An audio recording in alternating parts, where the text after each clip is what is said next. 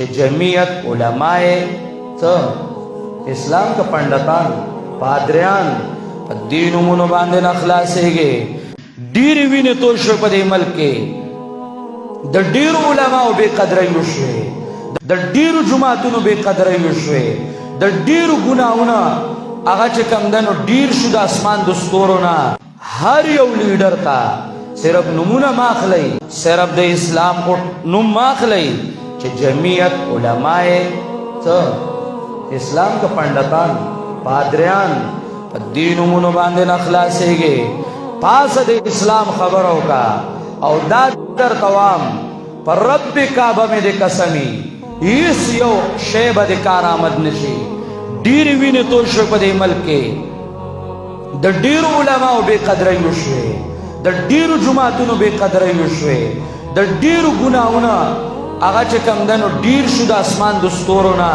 او د ډېرو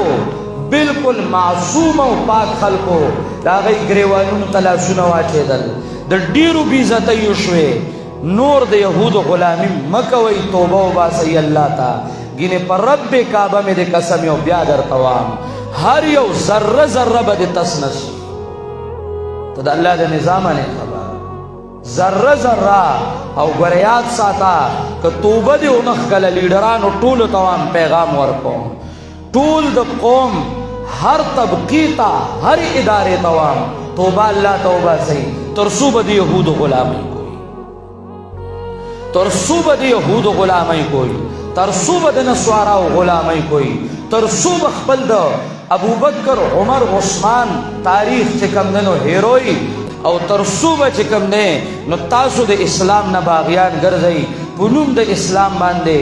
نور دا قوم مه دوکه کوئ، نور د دې کونډو رونډو زړونه مه ازاروئ،